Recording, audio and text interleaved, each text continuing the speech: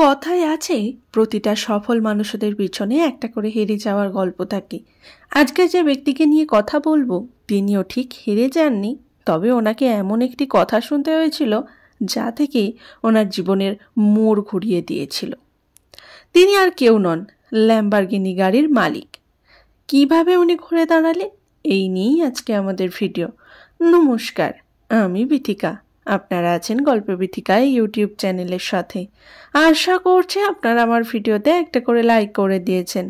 আজকে আমি আমার ভিডিওতে ল্যাম্বরগিনি গাড়ি তৈরির যে ইতিহাস সে সম্পর্কে বিশেষ কিছু তথ্য আপনাদের সামনে তুলে ধরার চেষ্টা করব।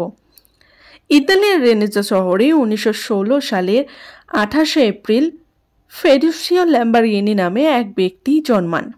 ওই ব্যক্তি এক সাধারণ মধ্যবিত্ত পরিবারের সন্তান। ওনার বাবা ছিলেন একজন চাষি, যিনি আঙুরের চাষ করতেন মদ তৈরির জন্য।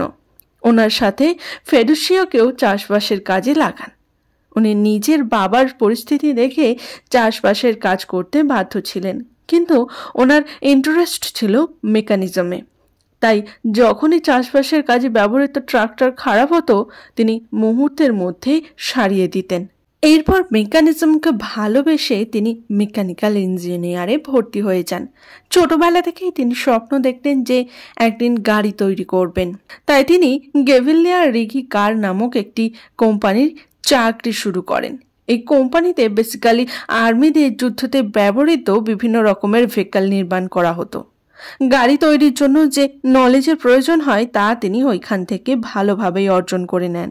এরপর যেহেতু ওই সময় সেকেন্ড ওয়ার চলছিল, তাই নিজের দেশকে ভালোবেসে আর্মিতে যোগ দেন, আর তাতে তিনি আর্মিদের গাড়ি মেরামতির কাজ করতেন।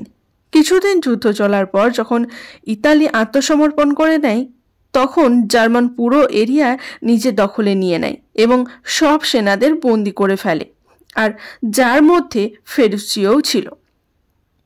বন্দি থাকাকালীন অন্যান্য সেনাদের সাথে তাকেও বিভিন্ন অত্যাচার সহ্য করতে হয়, কিন্তু তিনি মেকানিক্যাল স্কিলকে এতটাই ভালোবাসতেন যে ওই পরিস্থিতিতেও তিনি বিভিন্ন মেকানিক্যাল জিনিসপত্র ঠিক করে দিতেন।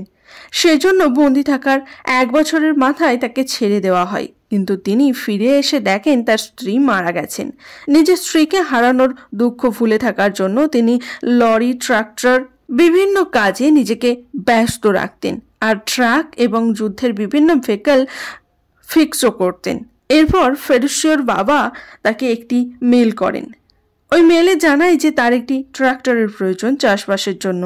দ্বিতীয় বিশ্বযুদ্ধের ফলে ওই দেশের শিল্পর দিক থেকে খুবই ভেঙে পড়েছিল। এরপর ফেরুসিও যুদ্ধে নষ্ট হয়ে যাওয়া বিভিন্ন রকম ভেহিকল দিয়ে ট্রাক্টর তৈরি করার পরিকল্পনা করেন, যা চলবে পেট্রোল নয় বরং ডিজেলে। এরপর তিনি পরবর্তীকালে ল্যাম্বরগিনি ট্রাইটেরিয়া ট্রাক্টর নামে একটি কোম্পানি শুরু করেন। এই দেখে ওনার বাবা নিজের সমস্ত চাষের জমি বিক্রি করে সমস্ত টাকা নিজের ছেলের কোম্পানিতে দিয়ে দেন। সে তার বাবার কষ্ট করে দেওয়া টাকার কথা ভেবে দিন রাত পরিশ্রম করতে থাকেন, আর কিছু সময়ের মধ্যেই তার কোম্পানি পুরো ইতালিতে খুব নাম করে ফেলেছিল। তা থেকে সে খুব লাভবান হয়। নিজের এই লাভের টাকা তিনি বিভিন্ন নামি দামি গাড়ি কিনে খরচ করতেন।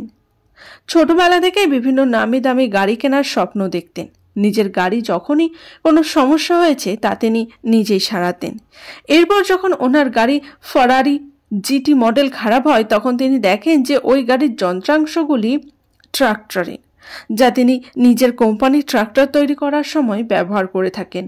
আসলে গাড়িটি নামেই কোনো এক দামি কোম্পানির গাড়ি, কিন্তু তার যন্ত্রাংশ একেবারেই দামি নয়। এরপর তিনি কমপ্লেন করার জন্য ওই কোম্পানির মালিকের এনজো ফেরারির কাছে যায়। এনজো ফেরারি তিনি ফেরুসিওকে অপমান করেন। তিনি বলেন যে তুই একজন সাধারণ চাষির ছেলে, মামুলি একজন ট্রাক্টর কোম্পানির মালিক, ফেরারির মতো গাড়ি সম্পর্কে তুই কি বুঝিস? ওই অপমানের পর ফেরুসিও ওইখান থেকে বেরিয়ে আসেন। এরপর তিনি মনে মনে ঠিক করলেন যে পুরো বিশ্বকে যোগ্য জবাব দেবেন এবং আসল স্পোর্ট কার কেমন হয় তা দেখিয়ে দেবেন, আর সেখান থেকেই তিনি ল্যাম্বরগিনি নামে একটি কোম্পানি খোলেন। তারপর তিনি ফেরারি কোম্পানির কিছু পুরানো মেকানিক হায়ার করলেন, আর 2.5 মাসের মধ্যে তিনি তৈরি করলেন ল্যাম্বরগিনি।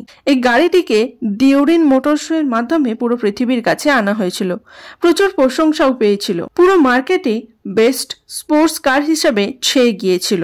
এরপর ওনাকে নিয়ে অনেক ম্যাগাজিনে লেখালেখিও হয়েছিল। একটা সময় এই গাড়ির চাহিদা অত্যন্ত বেড়ে যায়, কিন্তু 1973 সালে এই কোম্পানির আর্থিক সংকটে পড়ে যায়। সেই সময় তেলের দাম প্রচুর বেড়ে যায়, সবচেয়ে আর্থিকভাবে ক্ষতিগ্রস্ত হয় এই কোম্পানি। কমে গেল গাড়ির সেল, কিন্তু অবাক করার বিষয় হলো সবচেয়ে বেশি প্রি অর্ডার ছিল এই কোম্পানিরই। আর্থিকভাবে ক্ষতিগ্রস্ত হয় 1998 সালে ল্যাম্বরগিনিকে ভলক্সওয়াগেন কোম্পানিকে হ্যান্ডওভার করা হয়। এই কোম্পানির কাছে যাওয়ার পর ল্যাম্বরগিনি আবারও নতুন করে জনপ্রিয়তা বেড়ে গিয়েছিল। ভলক্সওয়াগেনের কোম্পানি আবার অডি কোম্পানিকে হ্যান্ডওভার করে। 2016 সালে সমস্ত গাড়ির থেকে এই গাড়ির রেকর্ড ভেঙে ফেলে এবং প্রচুর লাভ করে। একটি সমীক্ষায় দেখা গেছে সবচেয়ে বেশি পছন্দ করে ল্যাম্বরগিনি গাড়িকে গাড়ি লাভাররা। মানুষ চাইলে কি না পারে। কেমন লাগলো ল্যাম্বরগিনি গাড়ির ইতিহাস সম্পর্কে জেনে তা আমাকে কমেন্ট করে জানাতে কিন্তু একদম ভুলবেন না।